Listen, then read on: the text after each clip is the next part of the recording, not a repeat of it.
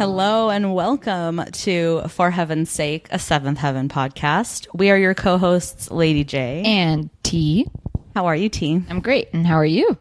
I'm good. Yeah? I'm kind of in like an interesting place right now. Okay. In my life, just in general, where I'm feeling very like loving and open today. Okay.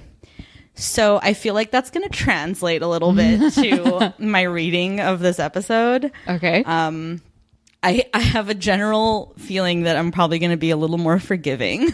Oh. To the somewhat questionable episode we're about to embark on. Yeah. Yeah. Do you have any like opening thoughts? No, I just want to get right into it. Okay. So this is episode 916 titled Brotherly Love, which I would argue is a terrible title for this episode. So. Yeah. The Amazon Prime spoilie is the Camden kids are hiding secrets from their parents. And the DVD description is Simon comes home to ask Matt an important favor, but ends up fighting with his brother. Kevin is tempted to sell the house back to the original owner, which is a lie because he does sell it back to the original owner. Like that flat out is what happens. Exactly. I hated everything about that scene with that man. Yeah.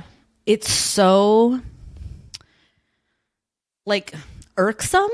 Yeah. You know, and it's not even so much the old man being there that bothers me. It's like Kevin, like he's so like talkative to this man he presumably has never met before. True. Although he bought the house. Like he's like, yeah, my wife hasn't seen it. The baby was born the day of the shower. I'm like, Kevin, shut the fuck up. Like, who is this person that you're just divulging your life to? Not the Camdens, at least. Yeah, I know. But it's like, it's so weird. And then this old man is like, oh, I really wish we hadn't sold this house, you know? And honestly, if Kevin didn't show up, how else was he going to reach out to him? I know. I did want to note, because I was curious, right? Like, it's no secret that Florida is prone to hurricanes. And particularly, so this episode aired somewhere in 2005. Okay. Like early 05. And so the man mentions that like their house was demolished by the hurricanes. And I did some research and it sounds like he's specifically referring to Hurricane Francis and Jean. Okay. That took place within a couple of weeks of each other or days of each other, I think, in September 04. Okay. So I'm pretty sure those are the hurricanes he's referring to. Probably, yeah. Which I get it. Like that fucking sucks. Yeah. And like that sucks. But it's like, really? In what world is this happening? Like, you're going to come back to your house and be like, oh, can we get it back, please?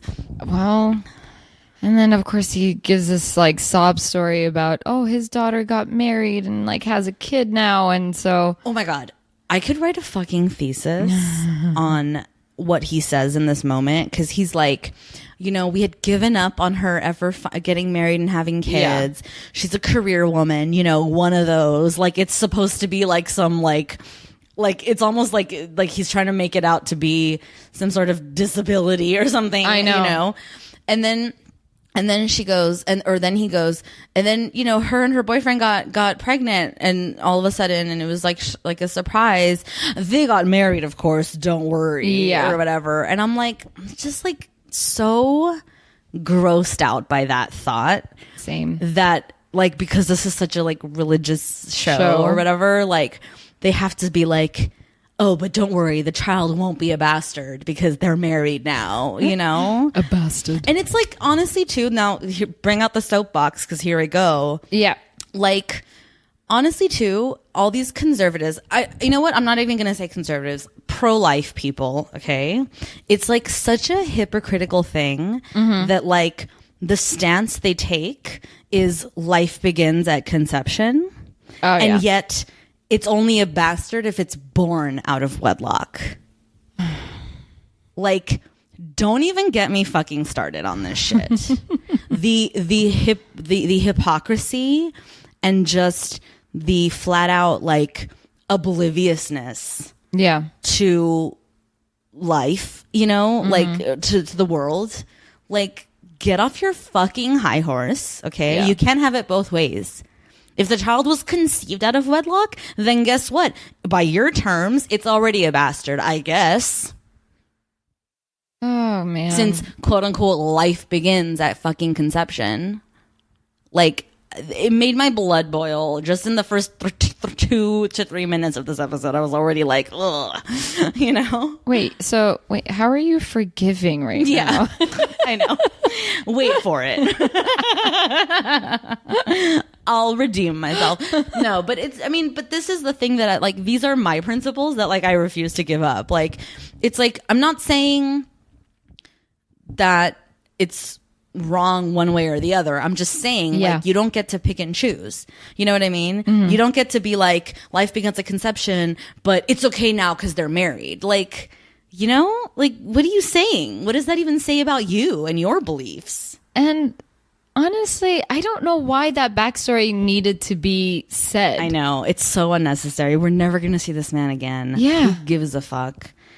It's truly so gratuitous. Why not just write, oh, you know, she found someone, they're married, had a kid. Like, why would you say all like that intimate details of your family to some guy that bought your house? All he needed to say was, we retired to Florida. Our house got demolished. Yeah. Our daughter lives here. We came. We really wish we hadn't sold the house. Period. End of story. That's all we needed. Thank you. And we get the same result of selling back the house to him. Yep. I just don't understand. Nothing else matters. It doesn't matter. I don't know why they had to explain this whole like crazy song and dance or whatever about his backstory of why he moved back. It's just a lot of bullshit. I know. And then what? Are we supposed to be like, ooh, Kevin's such a good person. He sold the house back to someone who really needed it. Like, what? I don't know. But all I'm saying is Lucy and Kevin are never leaving that nest. I love, too, how when they're confronted with that, and Lucy's like, do you guys really want us to leave? And Annie's like, well, yeah, Luce, whenever you can. Like, dude, let's get the show on the road, please. And why do you want to live in that house? Like, I know.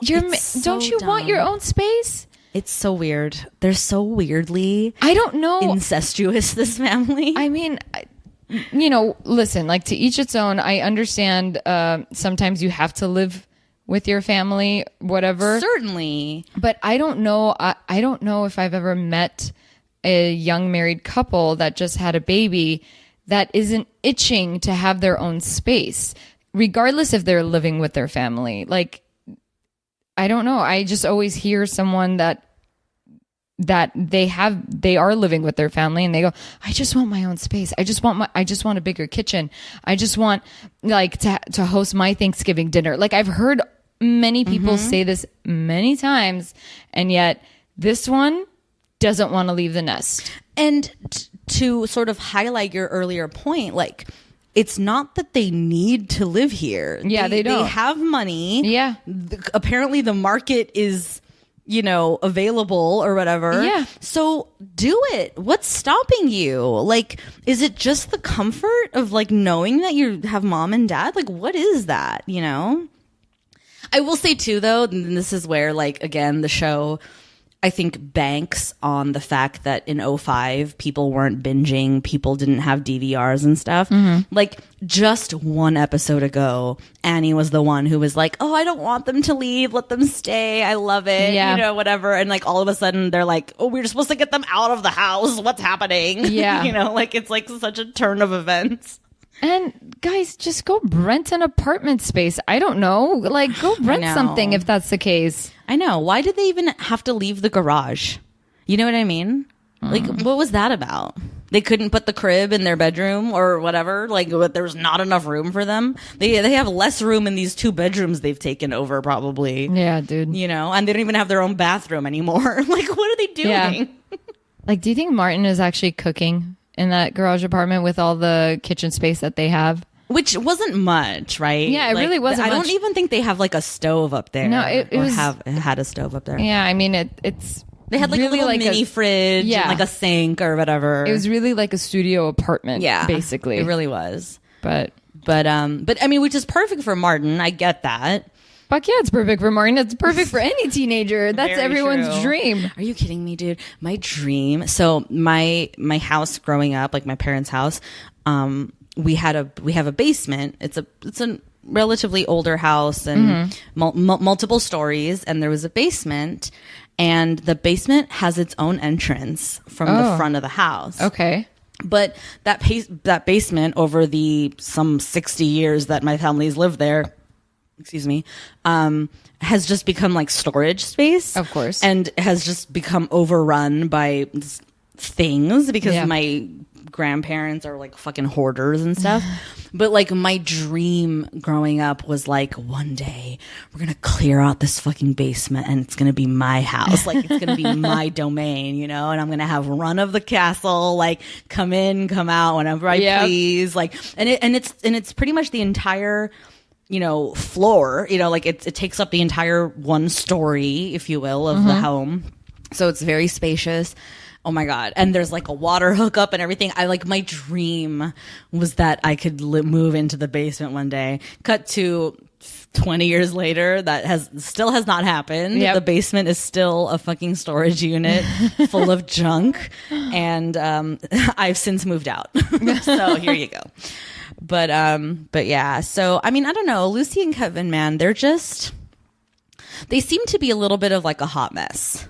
Yeah. You know, like it's unclear what their plans are because they spend a lot of the first half of this episode like, well, we're going to get out soon. It'll be fine. You know, like let's leave this weekend or whatever. Yeah. But then he's sold the house back. So the whole thing like falls apart, but they can't tell Eric and Annie because they don't know how to, because they're embarrassed or whatever. Yeah. And it's like, just fucking, you did this, so fucking rip the Band-Aid off. Like, what are you waiting for, you know? Find a realtor and go find a place. Yeah, just like you found this one. I'm sure there's a million more houses in this snow globe called Glen Oak. Seriously. And I'm sure they have all the moolah.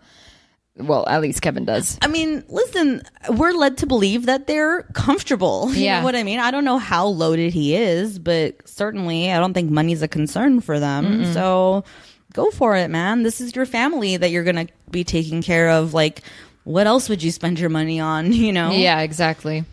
But Lucy's comfortable. Ugh. She's so comfortable. A little too comfortable. Yeah. Meanwhile, Oh, Simon. oh, Simon. Okay, I have so many thoughts about Simon. One, the most important of which is he just having unprotected sex with all of these girls he's fucking? I don't know. Like, so we met Anna in the last episode, right? Yeah. That's his new flavor of the month. Mm-hmm. And he was falling head over heels in love with. And then Annie scared her off a little bit, but then she came back. We saw. So presumably, like, she's the one currently, which he says as much to Matt. Like, his whole thing with Matt, that whole conversation or fight or whatever that happened. Yeah. I have it so we can listen to it, but like, I think Simon's making some legitimate points. You know, like he has a little bit of a leg to stand on. Okay. But then he loses it, I think, when he brings up like falling in love on the first date. Yeah. Because I'm like, hello, black pot. Like, what kettle are you calling black? You know what I mean? No, let's listen to it. I thought I could just be safer. How could you be safer? I thought you could write a prescription for my girlfriend for some birth control pills. Her dad is the doctor at the school clinic, okay? She can't go there. She's afraid he'll find out. So I told her I'd ask you. I can't write prescriptions. We'll get her some samples from the hospital or something. No, I can't. And even if I could, the answer would still be no. Absolutely not, and you shouldn't be doing this. Well, what do you want me to do, Matt? You want me to get married just so I could have sex like you did? I didn't get married just so I could have sex. Yes, you did. No, I didn't. I was in love. You fell in love on the first date? Or did you stay out all night on the first date and then you couldn't get out of it? So you being the minister's son and her being the rabbi's daughter, you know, you say, hey, we fallen in love, we're getting married. Don't forget you're my little brother. I'm not so little anymore, Matt. Oh, yeah, you've gotten a lot taller, but not any smarter. Smart enough not to get married, just to have sex. You think having sex makes you a man, huh? Push me, Matt. I'll push you back. Look, I don't agree with what you're doing. I don't agree with what you did. With what Mary did or what Lucy did. I don't want to get married until I'm like 30 or 40 even. Look, I'm happily married, and Lucy's happily married. You talked to Mary recently? Oof. Like, don't you think Simon has a little bit of a point about Matt? Yeah. Yeah, kind of. He does. Okay, but see, I say that, and then I'm like, but we were there for Matt's date with Sarah. We saw it. We saw how it went down. He proposed to her before, while they were at coffee. Like, they decided at coffee to get married. And then they got married, and of course they're going to have sex. Like, you know what I mean? Yeah. In their little hotel room in their bathrobes and stuff. Like, Yep. I don't know, though. I don't know, but Simon's maybe not wrong. Like, he saw her and was like attracted to her and like wanted to fuck her. Yeah. And so his way of like making that happen is to be like, let's get married. Maybe. I don't know. I mean, it's definitely something to talk about, and definitely you can argue that, but I don't know. I think from whatever we saw, like, he was smitten. I know. You know, and like, here's the pretty thing. real, man. Yeah, what we saw between them, like, it was such an honest exchange of vulnerability and intimacy, and they both really wanted each other. And it wasn't even like, I don't even think it was really about sex, to be quite honest. Yeah, like they were. Right. It's like both of them were looking at each other like, I want this person in my life. Done. Is it crazy? Duh. But I mean, I don't know. With Anna, excuse me, her weird name, Anna, the way she spells it. Anyways, that's right. The name is not weird. The spelling. Yeah. So with him and Anna, like, I didn't get the Matt and Sarah vibe at all. I just saw lust, and it was very like it. And mind you, we didn't get the full effect of it with Simon and Anna. Exactly. Because we didn't spend a whole episode with them. Yeah. You know? And with Matt and Sarah, it was the full episode. It was just really dedicated to them. And you fall in love with Sarah. The audience falls in love with Sarah. And you're like, oh my God, Matt, yeah, this is the one for you. Like, you can't help but think that. But yeah, I mean, of course there's lust between Matt and Sarah as well. I mean, look at them. Certainly. And they wasted no time getting into bed. And I mean, there should be anyway. Yeah. But I don't know. It's just with Simon and Anna, like, you didn't see how they fell in love or whatever. Like, you just, oh, but is this how it's supposed to be? And blah, blah, blah. Well, and then, I mean, and like I said, it just all falls apart for Simon because he tries to throw it in Matt's face that like it's impossible to fall in love at first sight, and yet that's what he claims happened with Anna. Yeah. Like, you know what I mean? So like, which is it, Simon? Yeah. Does that happen, or are you lying to Anna just to fuck her? Like, what's your deal? You know? And look, if your girlfriend can't get a prescription for it or whatever, seriously. because, you know, because her dad is the doctor at the clinic, then maybe you guys shouldn't be having sex. Because if you don't have the balls to go and make it happen, then don't. No, Simon, use a fucking condom. Yeah, that too. Like, this whole thing just makes me go back to this whole scare with Georgia. Like, was she able to scare him into thinking that she was pregnant because they had unprotected sex? I know. And I'm like, Simon, are you just raw dogging all these girls you're being with? Like, are you crazy? Yeah. What are you trying to do, the pull-out method? Like, what? Like, are you that stupid? Like, thank you. What is happening right now? Yep. It's so bonkers that the solution to the problem is that she get on birth control. Like, what? No, just wrap it up.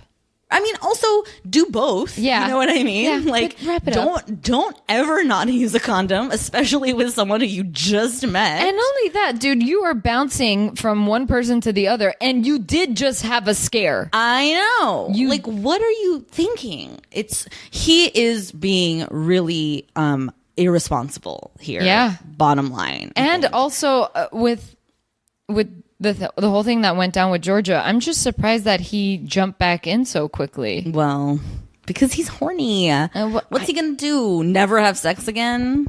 Well, no, According to that, he shouldn't. No, well, not that. It's just like, okay, because I think, we don't see Simon for an episode or two, and we're like, how much time has passed? Sure, that's true. Do you get what I'm saying? Yeah. So like, I'm like, I kind of want to see you struggling with that. I know. But no, he's smitten. He just fell head over heels in love with Anna. It's like, okay, buddy. Yeah, so they get into it. Like, they start shoving each other and they're like all whatever, but then they get scared by the appearance of Kevin in his boxers holding a fucking gun, dude. Yeah. I'll be honest, like, it shocked me. I was like, what are you doing, Kevin? I know. What the fuck?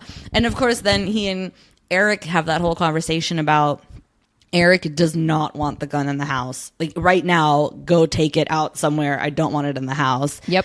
And Kevin is like listen, I don't agree about guns, or rather, I don't agree with Kevin about guns. Because Kevin's whole thing, of course, he's a cop, so I get it. But like, his whole thing is like, well, I know how to use it. I'm safe with it. I keep it locked. I keep the bullets separately, also locked. Like, I'm responsible with my ownership of this gun or whatever. And so he's just like, he doesn't get why it makes Eric uncomfortable knowing that there's a gun in the house. Yeah. Because he's like, when I have my house, there will be a gun and I will lock it up and whatever, but like, I'm going to have my gun. And then he spends the whole episode trying to like prove Eric wrong or whatever.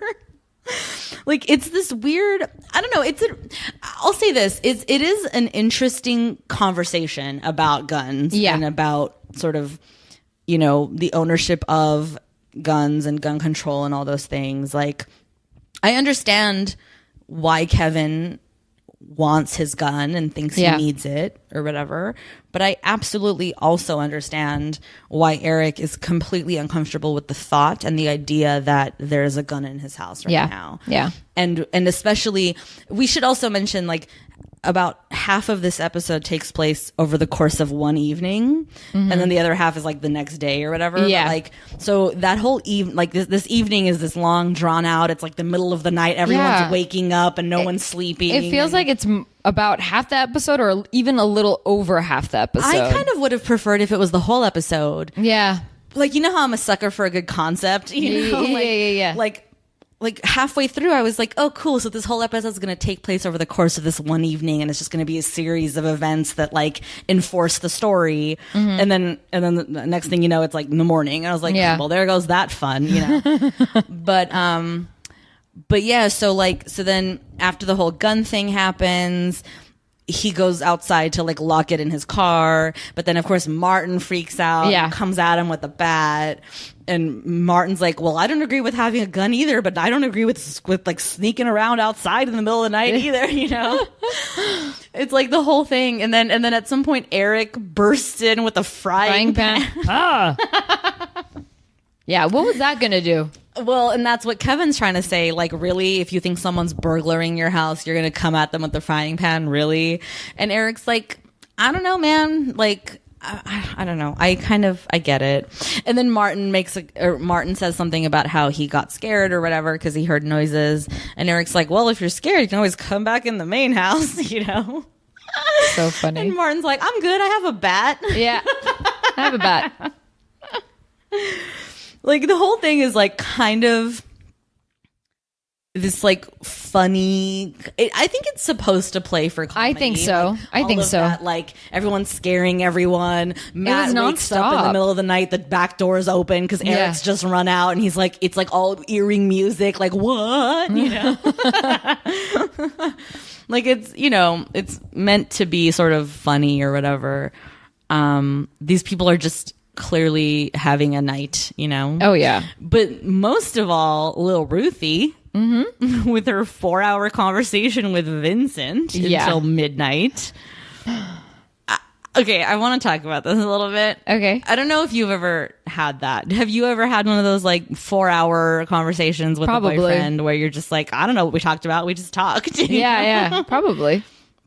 I had my first, it's so weird now, like 15 years removed to even say it this way, but like my first boyfriend or whatever, it was like long distance. We met on a cruise and then, you know, whatever.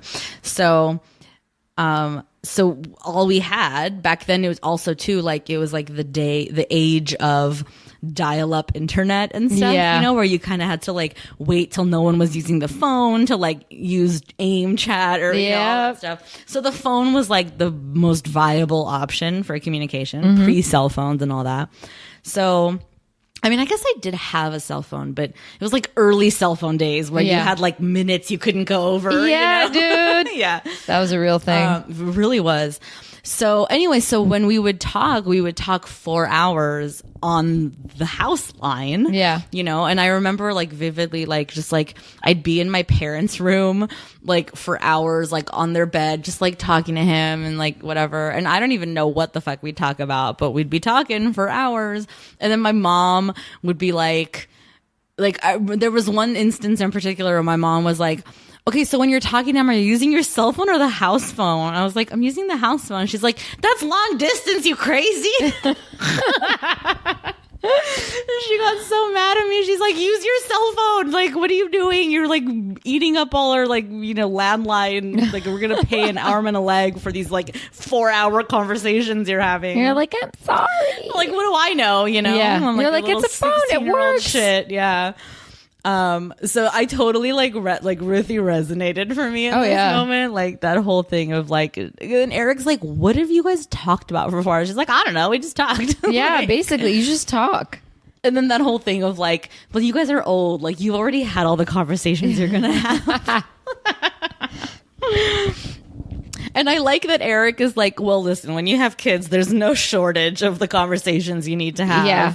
You know, like I get that. I'm sure. It's very apparent, even just for Eric and Annie specifically. Like they obviously talk, and it's the making the sausage moments that we so love. You know, of like they talk, they get on the same page with each other, and they debrief with each other about their kids and stuff. When you hear Eric saying, we only have one landline and no call waiting, I'm like, still no How call are waiting? they in the 20th century, honestly? Well, he has his beeper, you know. If anyone needs him, they'll beep him. Oh man, it's so crazy to think about that. Yeah, I mean, in pigeon. 05, I definitely already had a cell phone. Yeah. Oh, yeah, definitely. Yeah, and I think the minutes were probably over too. Like the whole thing of like counting your minutes was probably already over. Was it? I don't know. I remember having to count my texts. Yeah. Like I had limited texts I could send. Yeah. But I don't think minutes were a big deal. And at the time, I'm trying to remember, when was the keyboard born?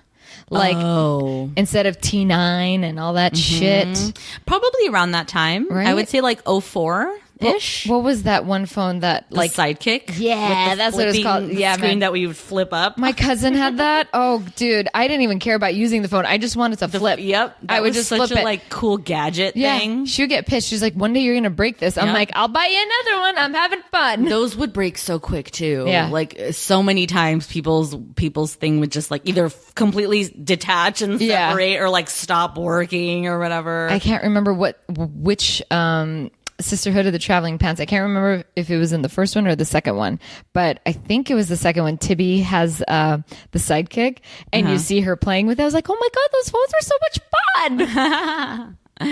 I never had a Sidekick, but I did have like a flip phone, you know. Like, Yeah, I had a like, flip I had a phone. Razor at one point, and I definitely had that old school Nokia, or no, the old school Motorola that had a little bit of an Yes. antenna, you know, Yeah. and like barely a screen with caller ID. Yeah.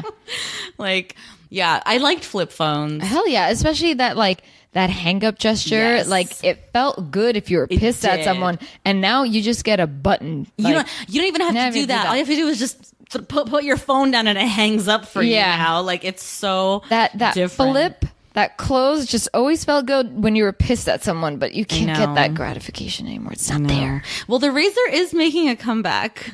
Is it? I think they've like released a new razor. There are days where I want to go back to a simple phone, and I'm like, I don't know if I can with texting, though. Man. That's the only issue. That's a very good point. It's with only texting. Yeah. Like, I can give up all the other crap, all those other apps. Like, I can give that up.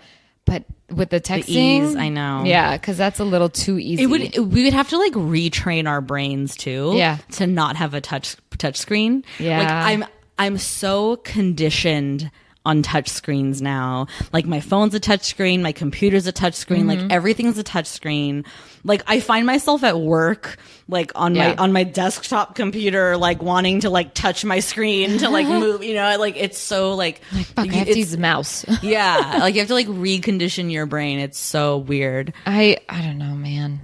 I miss my old BlackBerry, that's for sure. I never had a BlackBerry. Fucking loved People it. loved their BlackBerries. The old BlackBerries, love them. Now it's like it's a big ass gadget now. Was it because of the real life keyboard, like because of the button keyboard? Yeah. So- and like the home button would actually roll. Okay, I had a Samsung that did that. Okay. I had a real keyboard with real buttons and a rolly, like a trackpad or Okay. whatever. I had a Samsung that did that, and that was pretty cool. But that screen was so bad though, because it was like half keyboard, half screen. Yeah. That screen, the color bleed. Oh, yeah. And like it would just crack so easily. I went through like 4 or 5 of those things in like a 2-year period. I shouldn't have given up my BlackBerry. I mean, it wouldn't have lasted this long anyway. I don't know. It's so crazy. I know a few people that can actually, they find like old pieces of BlackBerry and they put it together. Oh, yeah, I guess you could create your put your own together using scraps or whatever. Yep. But yeah, I guess I'm sure so. someone is listening to us and going, fuck no, your Samsung, your iPhone, it's awesome. You get everything. No, but I'm sure there's just as many people listening going like, yep, I've done it. Yeah. Like, yep, I've created my own BlackBerry from scratch, Maybe it's all the nostalgia. Honestly, okay, tweet at us. Hashtag hashtag smartphone or hashtag flip phone. Flip phone. Let us know. Let us know what camp you fall in. Dude, I would do you remember how everybody would bedazzle their flip phones? Yes. Do you remember when we used to hang charms off the side? Oh my God. There used to be like a specific thingy so you could hang a charm Yep. off the side. Oh my gosh. Oh my God. It's so funny, dude. You need to accessorize your phone. Yeah. It was like a status symbol. Yeah. Like it was like, ugh, do you even have jewels on your phone? Like, are you even living life right now? I remember I used to paint over mine. I would paint it. Oh, that's cute. I'm not an artist by any means, but like I swear I would just paint over it all the time. I remember when getting a cool cover for your phone was yeah. all the. I mean, I guess it still is. It still is People now. Still trip over covers. Yeah. I stopped caring a long time ago, but yeah.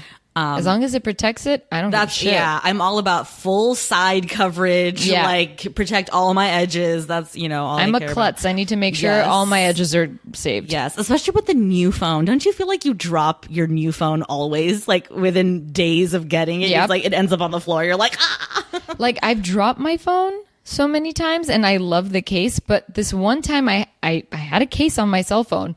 My foot broke the fall. Oh, no. And yet the way it landed on the ground cracked the entire screen. And it was such a soft landing that I was like, how the hell did you crack? Ugh. When that shit has dropped from my hands, Yeah. face down, nothing happened. That's painful. I was like, oh great, now I have to change the screen and there goes some money. That's why I stopped getting Samsungs, because once Samsung started doing that screen that goes over the edge, yeah. and no amount of there was no cover that protects that edge anymore. I was like, I'm not dealing with this shit, so I gave up on Samsung. But yeah, I don't know. I guess we should just be more careful. But at the same time, it's like it's such a toy. You know what I mean? Like we Most expensive we toy. Can't, yeah, but it's so in our hands all the time that Yeah. we can't be like babies with it. I know. What are you gonna do? Hold it like it's a fucking Fabergé egg all day long? Fabergé egg. What were we talking about? Ruthie and her phone conversation 4 hours with Vincenzo. Vincenzo. That's what I'm gonna call it from now on. Vincenzo. I like it. Yeah. So who we don't even see in this episode, huh? No, he just Vinny gets never makes an appearance. He just gets name dropped. Yeah. So, okay. So I want to talk about the scene in Ruthie's room between her, Lucy, and Annie. Okay. Which is pretty much like the mirror image of the conversation that Simon and Matt had, right? Like Simon's accusing Matt of getting married because he wanted to have sex or whatever. Mm-hmm. And because everyone's insomniac tonight, apparently, like Annie ends up in Ruthie's room, Lucy ends up in Ruthie's room, and they're having like a little girl powwow or whatever. And about how, Ruthie's been on the phone with him for so long and stuff. And Ruthie asks the question to Lucy, because Lucy sort of like, you know what? Okay, let's just listen to it. Oh, we have a clip. And then we can talk about it. Tell me the truth. If you had to do it over again, would you have gotten married before you were out of college? Had you thought it'd be okay to be with Kevin before you're married? Well, it doesn't really matter because I don't think it's okay to be with a guy before marriage. That doesn't exactly answer my question. Luce? Well, Mom, why did you and Dad get married so young? Because I was in love with your father. And you and Dad wanted to get married. There are some things that parents just don't, want to share with their children. It's getting late. I think we should all get some sleep. Good night. I love Annie so much in this moment. Yeah. Because she recognizes like that's the kind of like that's a line she doesn't yet want to cross with, I think, especially Ruthie. Yeah. I feel like if it was just her and Lucy, she probably would have had a more candid conversation. Yeah. But particularly because just before this moment, like, Ruthie and Annie are talking about, Vincent and the whole thing about how his parents are like a little bit lax in the parenting department, and Annie's like, I don't know how I feel about you dating someone whose parents are like that. And she's like, well, Vincent's not an idiot. He's not going to try to pursue a physical relationship with me, like whatever. So then the whole thing gets started. But I'm kind of obsessed. I must say, I'm really obsessed with this idea, this whole topic that's being broached in this episode with Simon and with Lucy and stuff, like the idea that, why did they get married? In Lucy's case, so young, in Matt's case, so quickly. Like, was it just about sex? Do people get married in their early 20s or whatever because they're at an age where they want to have physical relationships, and yet there's pressure to not do that until marriage? Probably all of it. I can't imagine. I remember that when I was 12 or 13 at the time, I remember thinking 24 is when you are an adult. I remember thinking Interesting. that. But I was 12. What do I know? Yeah. Truly You're like, nothing. 24, that's half my life away. Right? Yeah. When I hit 24, I was like, fuck no, I'm still trying to learn things about myself. But but also, I don't know what to say that, like, I don't know if I can say it's a generation thing. I think that's wrong. I think it's wrong to say that as well. But I remember I remember seeing a lot of couples getting married in their early 20s. Mm-hmm. At that age, whenever I was like 12, 13, 14, I remember that being a real big thing. And you can't help but that, like, it kind of affects the way you think about marriage or dating. You're like, oh, okay. I know that once upon a time, I truly did believe that in your early 20s is when, I guess that's when people get married. Because that's all I would see. Yeah. Whether it was in media or within like my world, that's all I would see. And then as I remember I hit 18 or 19, I remember thinking, wow, that's only a couple years away. I can't imagine getting married that young. Right. I remember thinking that as I got older. And then when I hit 24, 25, I was like, no way can I invite someone into my life and share myself with someone like that. Like, I don't want to deal with your shit. I'm still trying to figure out my shit. Yeah. You know? But with them, like waiting to have sex, with Matt, it's questionable. But with Lucy, she did, she had a long engagement. No, wait, did she have a long engagement? No, but she was dating for quite some time. I think they were wanting to have a longer engagement that they ended up having because they had to rush it because of his mom or something. Exactly. Right? But other than that, like, they were together for quite a bit. It's not the same story as Matt and Sarah, or heck, even with Mary. I don't know how long Mary and Carlos were together before they got married. They weren't. Right? Exactly. So I don't know. I'll be honest. With I think Matt and Mary, it's kind of questionable that you can think about it. But with Lucy, she's very honest on where she stands about dating, and she was very comfortable making out, getting and like being intimate with someone. When I say intimate, I mean emotionally. She had no qualms about that. She was very open. But with Mary and Matt, I think it's questionable. I'll be honest. I guess this is the show's way of telling us definitively that Mary did not have sex with anyone before marriage, because Simon says, I'm the first one to break that rule or whatever. Yeah. Which weren't you a little shocked? Because you remember Mary's... I was so sure Mary fucked old guy captain. Yeah. I was so sure Mary fucked Wilson. Like, I mean, I was like so sure Mary was boning the minute she got out of that house, you know? Yeah. But I mean, whatever. I'm not even trying to come from a place of judgment or like, you know, trying to say one thing is wrong or the other is right or whatever.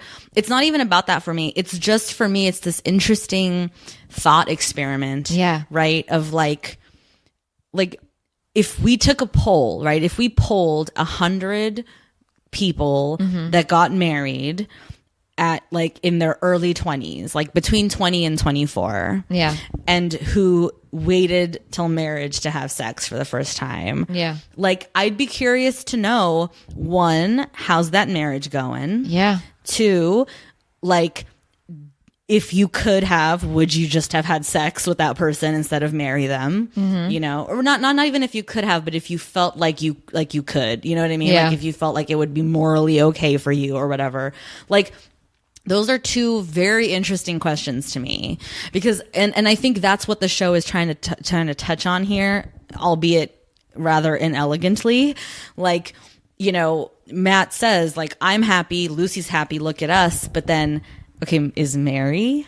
Yeah. And you know, and of course it's easier for the show to pick on Mary. We've talked about this. God, she's not there. She can't defend herself. It's just so mean. It's useless is what it is. But you know, Mary's like the statistic of someone who got married young, you know, had a kid, and now she's feeling a little antsy-pantsy, you know, because why did she get married in the first place to this guy she barely knew? Yeah. You know what I mean? The issue is shame. Interesting. The issue is shame. That's what I think. No, it's... Because they're like, no, you should wait until you're married. No one's really having a conversation on why you should wait. It's more of this fear-based bullshit that's happening. I would argue it's also guilt, or maybe guilt instead of shame. You know, guilt about God and guilt about family and pressures and, you know, sort of morality that's been instilled in you, you know, as a child or growing up or whatever. True. And because it even comes up with Martin and Simon, you know, when they're having that whole conversation, like, okay, let me remember exactly how it goes down. Simon, goes over to the garage to be in the garage or whatever and meets Martin in the middle there. And Simon is already sort of spiraling because the rumor mill is like going crazy in the house because he's here and everyone's like, why are you here? What's going on? You know, whatever.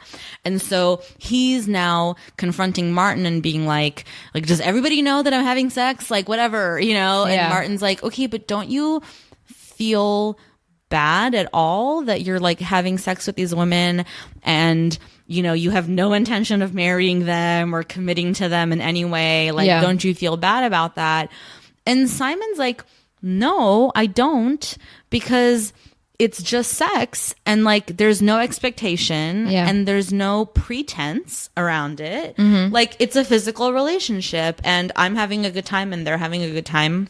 And I don't feel guilty about that. Yeah. You know, which I think is pretty healthy, all things considered. Like, I'm not saying he shouldn't be, like, he needs to be more responsible. Use a fucking condom. Yes. Use birth control. Absolutely. Yes. But I'm kind of proud of the fact that, like, he can see sex for what it is. You know what I mean? Like, it doesn't have to be this big fucking puritanical thing that's got all this mysticism tied to it, or you know, like I mean, at the end of the day, it's just a physical act. You know what I mean? Like let's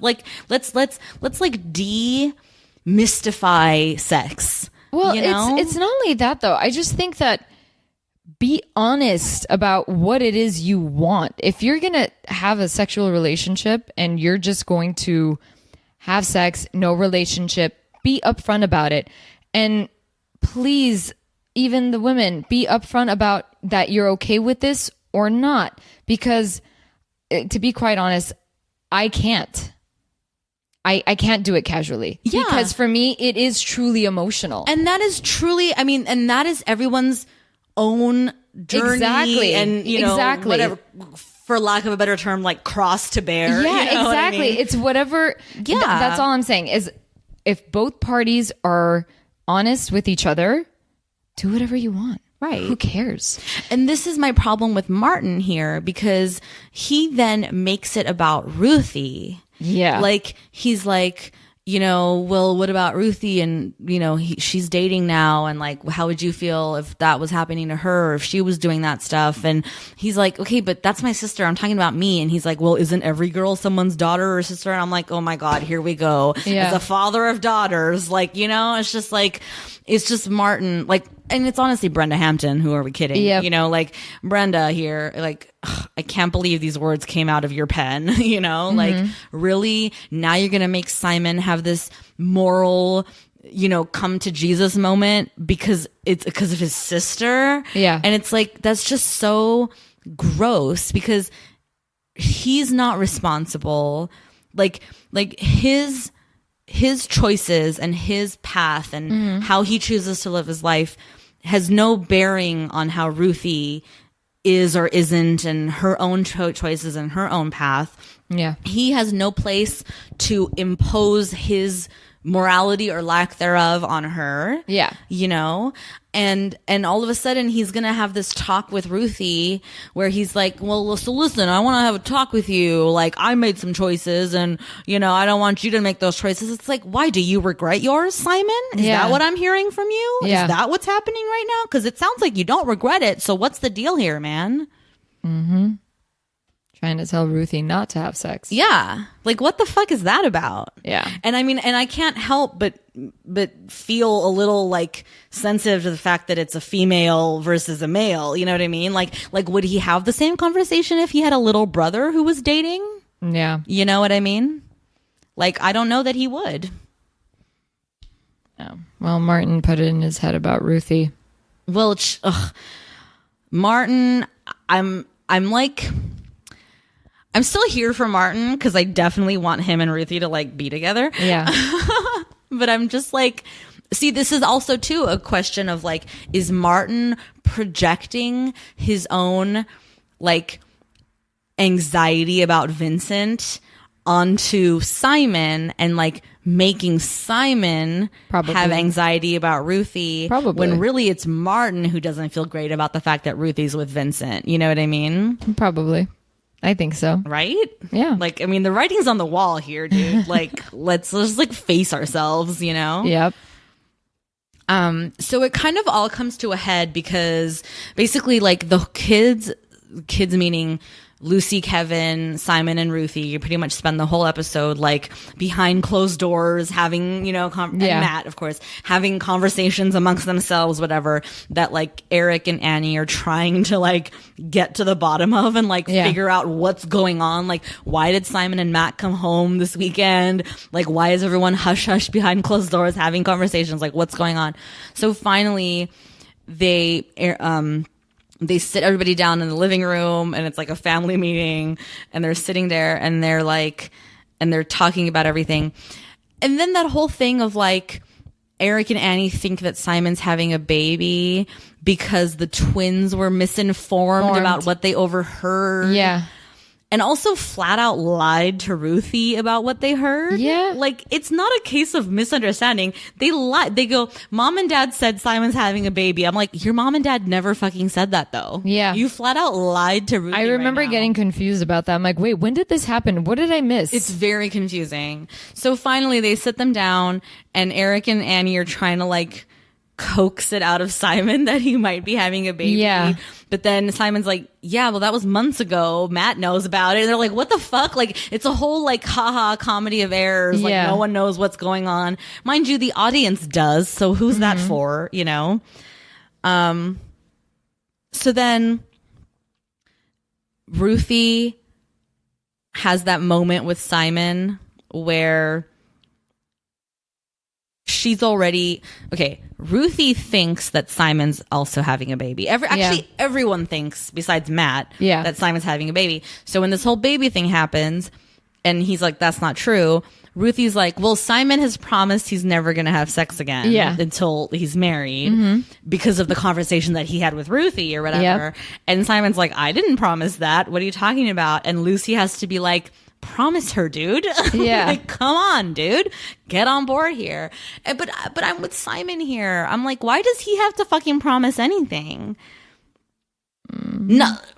As much as no one should have to promise anything. You know what I mean? Like I'm sorry, Mom and Dad, but Simon doesn't live under your roof anymore. So at what point does he get to make his own choices and live by his own code? Exactly. You know? Like, I get it. Your rule is my kids don't have sex until they're married. Fine. And that worked for Lucy, and it worked for Matt.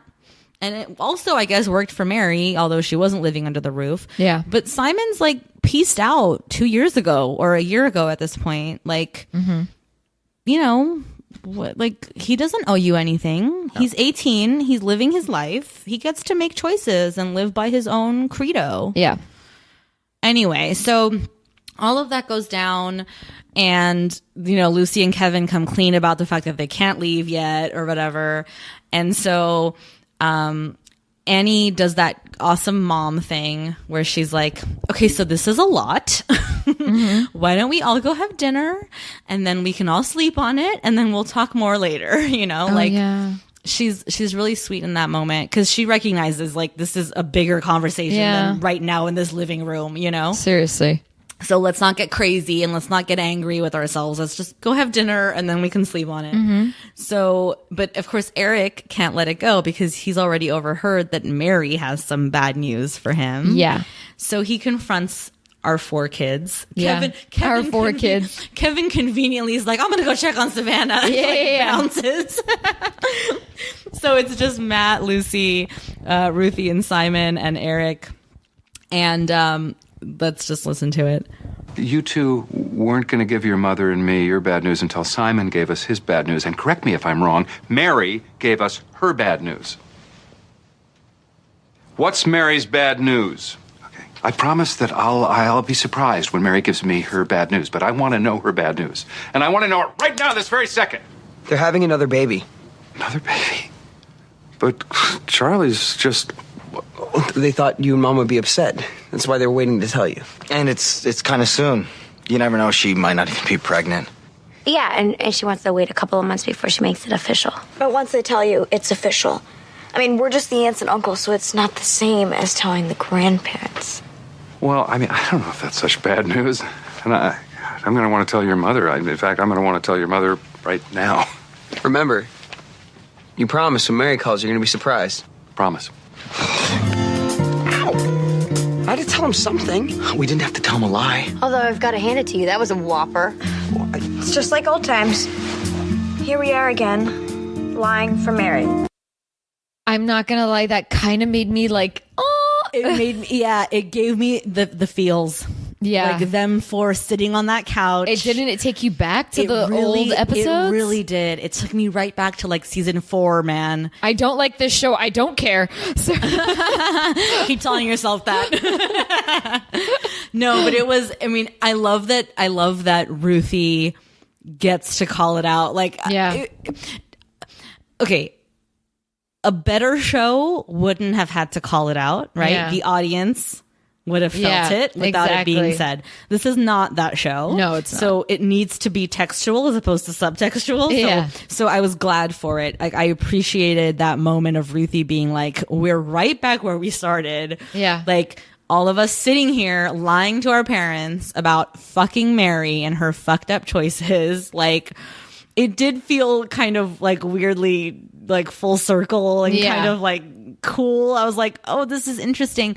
But again, knowing what we know, which is that Mary's not coming back at all, it cheapens it. Yep. Like if all of this was leading to a Mary moment, you know, we could feel better about it, I think. Yeah. But it just falls flat because you're like, okay, so they're just going to keep talking about her and she's going to keep not being there and it's going to be awkward and weird and, you know, whatever. God, just recast it. I don't know. Something. Honestly, they probably could have and should have, now that I'm thinking. Now that you said that, I'm like, they really just should have.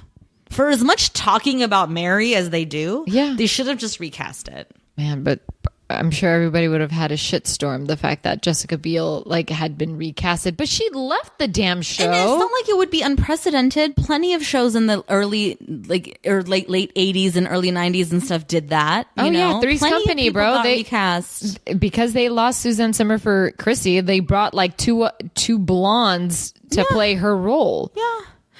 On Fresh Prince, we got a new Aunt Viv. Oh yeah, we did. You know, we did get a new like, Aunt Viv. It's not unprecedented. They definitely could have done that. I don't know.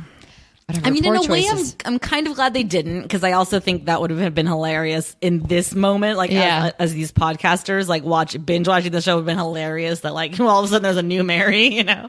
Imagine there was and we had no idea. But yeah, so I don't know. This episode, man, I think I might have come full circle and I was not as forgiving as I thought I might be, but because it's not, you know, there's some interesting things. I will say that, like the gun conversation, I think is worthwhile. The sex before marriage conversation, I think, is worthwhile. Which one though? All of it. Okay, so the way entire that thing, like as a theme, right? Like sort of how they were able to touch it, or have that conversation touch all of the Camdens. You know, I think was interesting to say the least.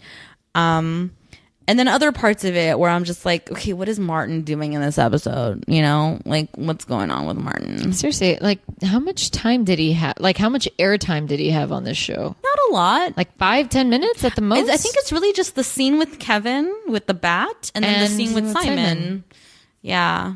Talk about just peppering him in. Because he's not even in the living room when they're having their meeting and stuff. Yeah, he's decidedly not there. Yeah. Because I mean, I get that it's not his family. Like, he doesn't really have. Even the twins aren't there. You know, like that's true.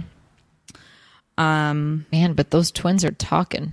They really are. Yeah, it's just a little weird. But you know what it is? It's because they're not the greatest actors.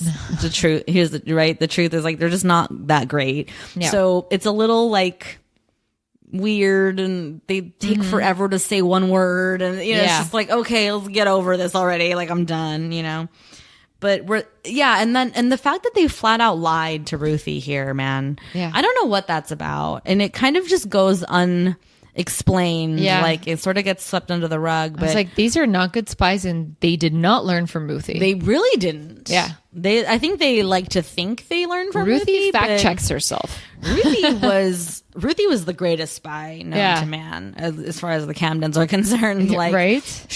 I love too when they said like, we heard it sitting right here, and she's like, yeah, you hear a lot sitting right here. Yeah. Because she knew how to play her cards. You know, these idiots are just like, they'll talk to anyone who listens to them. You know, basically. Yeah. Any other stray observations or thoughts about this episode? I really can't think of anything. I can't either. I feel like we've touched on it. Yep. Let's rate this sucker. 2 thumbs down. Interesting. 2 thumbs down. I don't know. I just like, I can give it a thumb up, and I just can't get on anyone's side really, because it's just a little, except Simon's kind of, but even his foundation even falters. Even he gets a little weak because he's not sure. Yeah. In some points, but yeah, I don't know. It's just whatever. Oh, well, I actually think, we'll put a pin in it for this episode. Yeah. Because I think for the next episode, it'll be even more, more apropos to talk about. But I think you've hit on something about Simon's weakness here. Yeah. That he is a weak. Yeah. His character is weak. Yeah. You know what I mean? Which is confusing wording. What I mean is like Simon the character's character is weak. Yeah, exactly. Yeah. I got you. I'm going to give this episode 1 thumb up and 1 thumb down. Okay. For basically what I've already said. Again, I think some of this stuff here was worth talking about and worth exploring and touching on, and it was fairly interesting. Once again, the show fails on execution. Yes. Like, its downfall is the delivery. It's the way in which a message is brought across, or a point is tried to be made. Yeah. Like, the points are valid or solid, but then it falls apart when you're watching it. You're like, what the fuck is happening? You're like, I thought you had an opinion. What happened? Yeah. Or just like, or when I can sit here and think of a better way to cut or edit or explain something than what was put in front of me, I'm like, so am I just doing your job then? Like, what's the deal? Exactly. So for that reason, it's going to get 1 thumb down and 1 thumb up. But all in all, like, not the worst episode for me. All right. Yeah. So, that's what we do. That's what we do. That's how we do it. Well, listen, guys, that's going to do it for us. But as always, don't forget to subscribe, rate, and review on Apple Podcasts or Stitcher or wherever you get your podcasts. If you leave us a review, we will read it and love it and be forever grateful to you. You can follow us on social media at the 4 Heaven's Sake Pod on all the places, or send us an email at spelled out for heaven's sake show @gmail.com. Also, we're on Patreon. We have been for a while now. You guys know.